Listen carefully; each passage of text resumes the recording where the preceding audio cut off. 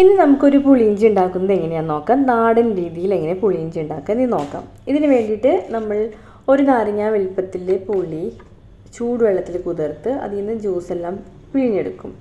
എന്നിട്ട് ആ വെള്ളം ഉണ്ടല്ലോ നമ്മളൊരു ലോ ഫ്ലെയിമിലിട്ട് നല്ലപോലെ തിളപ്പിച്ചെടുക്കണം. ആ പുളിയുടെ കയ്പ്പ് ടേസ്റ്റൊക്കെ ഉണ്ടാവും, അത് പോകാൻ വേണ്ടിയിട്ടാണ് ഇങ്ങനെ ചെയ്യണത്. ഇത് നല്ലപോലെ തിളച്ച് വരുന്ന സമയം കൊണ്ട് നമുക്ക് പുളിയിഞ്ചിക്ക് ആവശ്യമായിട്ടുള്ള സാധനങ്ങളൊക്കെ ഒന്ന് മുറിച്ചെടുക്കാം. അതിനായിട്ട് നമുക്ക് ആദ്യം വേണ്ടത് ഒരു വലിയ പീസ് ഇഞ്ചി, ഒരു പച്ചമുളക്, പിന്നെ എന്ത് വേണം, വെളുത്തുള്ളി. ഇത്രയും സാധനങ്ങളാണ് നമുക്ക് അരിഞ്ഞെടുക്കേണ്ടത്. അപ്പോൾ നമുക്ക് വെളുത്തുള്ളി, ഇഞ്ചി, പച്ചമുളക് ഇതെല്ലാം ചെറുതായിട്ട് അരിഞ്ഞെടുക്കാം. പച്ചമുളക് നമുക്ക് എരിവനുസരിച്ച് ഇടാം. ഇത് നല്ല എരിവുള്ള കാരണം ഞാൻ ഒരു മുളക് ഇട്ടിട്ടുള്ളൂ, വേറെ മുളക് പൊടി നമുക്ക് ഇടണില്ല.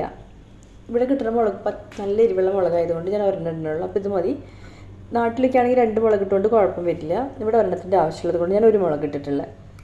അപ്പോൾ നമ്മുടെ പുളിവെള്ളമൊക്കെ നല്ല പോലെ തിളച്ച് വരുന്നുണ്ട്. ഈ സ്റ്റേജിൽ നമുക്ക് ഒരു ശർക്കര, ഒരു വലിയ പീസ് ശർക്കര, മഞ്ഞൾപ്പൊടി, ഉപ്പും ചേർത്ത് പുളി നല്ല പോലെ വെന്ത് കുറുകി വരണ വരെ വേവിച്ചെടുക്കണം. അപ്പോൾ ഇതിവിടെ കിടന്ന് വേവട്ടെ. ഈ സമയത്ത് നമുക്ക് എന്ത് ചെയ്യാം, നമ്മൾ നേരത്തെ അരിഞ്ഞു വെച്ചിട്ടുള്ള ഇഞ്ചി, പച്ചമുളക് ഇതൊക്കെ ഉണ്ടല്ലോ, ഇഞ്ചി, പച്ചമുളകും വെളുത്തുള്ളിക്കും വെളിച്ചെണ്ണയിൽ ഒന്ന് വഴറ്റിയിട്ട് ഇതിലിട്ടിട്ട് ഒന്നും കൂടി വേവിക്കാം. നമുക്ക് ഈ സ്റ്റേജിലിട്ട്, ഇപ്പോൾ ഈ ശർക്കര ഇട്ട സ്റ്റേജിൽ തന്നെ നമുക്ക് ഇഞ്ചി വെളുത്തുള്ളിക്ക് വറുത്തിടാം. ഇതാകുമ്പോൾ പുളി ഒന്നും കൂടി വെന്തോട്ടെ, ശർക്കരയ്ക്കൊന്ന് വെന്ത് നല്ലപോലെ മിക്സ് ആവാൻ വേണ്ടിയിട്ട് ഞാൻ അങ്ങനെ ഇട്ടുന്നുള്ളൂ. അപ്പോൾ അത് വേവണ സമയം കൊണ്ട് നമുക്ക് വെളിച്ചെണ്ണയിൽ വെളുത്തുള്ളി, ഇഞ്ചി, പച്ചമുളക് നല്ലപോലെ വറുത്ത് ഇതിലേക്കിടാം. ഈ പുളിയിഞ്ചിക്കും കുറേ കാലം കേടാവാതെ സൂക്ഷിക്കാം. നല്ല എയർ ടൈറ്റ് ആയുള്ള കുപ്പിയിൽ അടച്ച് വെക്കുകയാണെങ്കിലുണ്ടല്ലോ 3-4 മാസത്തേക്ക് കേടാവാതെ ഇരിക്കും. പക്ഷെ അത്രയൊന്നും ഇരിക്കില്ല, അപ്പോൾ നമ്മളെല്ലാം കഴിച്ച് ചേർത്തിട്ടുണ്ടാവും. അപ്പോൾ നമുക്ക് ഇതെല്ലാം നല്ലപോലെ വറുത്ത്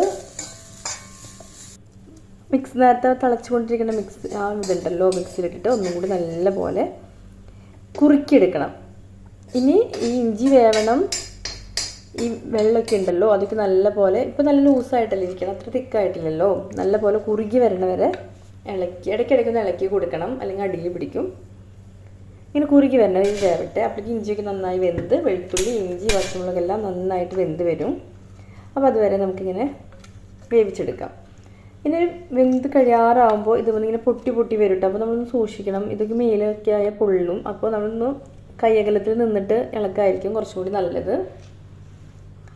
കണ്ടോ, പുളിയിഞ്ചിക്ക് നല്ലപോലെ കുറുകി വരുന്നത് കണ്ടോ, നല്ലപോലെ കുറുകി നല്ല തിക്കായിട്ട് വരും.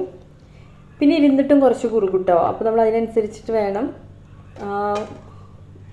ഗ്യാസൊക്കെ ഓഫാക്കാനായിട്ട്. ഇപ്പോൾ നല്ലപോലെ കുറുകി വന്നിട്ടുണ്ട്. ഈ സ്റ്റേജിൽ നമുക്ക് ഓഫാക്കാം. ഇനി ഇരുന്ന് ഒന്നും കൂടി കുറുകിപ്പോവും ആ ചട്ടിയുടെ ചൂടുകൊണ്ട്. ഈ സമയത്ത് നമ്മൾ വെളിച്ചെണ്ണ ചൂടാക്കി കടുക്, ഉലുവ, പച്ചമുളക്, കായംപൊടി, വെളുത്തുള്ളില അല്ലെങ്കിൽ തുണ്ട് മുളക് പൊടി ഈ സ്റ്റേജിൽ ഇടണമെങ്കിൽ ഇടാം. ഞാൻ അത്രയും സ്പൈസി ആക്കണില്ല.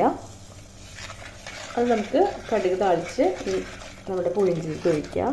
കഴിഞ്ഞ് ഗ്യാസ് ഓഫാക്കാം. അടിപൊളി നല്ല ടേസ്റ്റുള്ള പുളിയിഞ്ചി നമുക്ക് ഉണ്ടാക്കിയെടുക്കാൻ പറ്റും. കേടാവാതെ കുറേ കാലം കേടാവാതെ സൂക്ഷിച്ച് വയ്ക്കാം. അപ്പോൾ എല്ലാവരും ഇതുപോലെ പുളിയിഞ്ചി ഉണ്ടാക്കി നോക്കണം കേട്ടോ.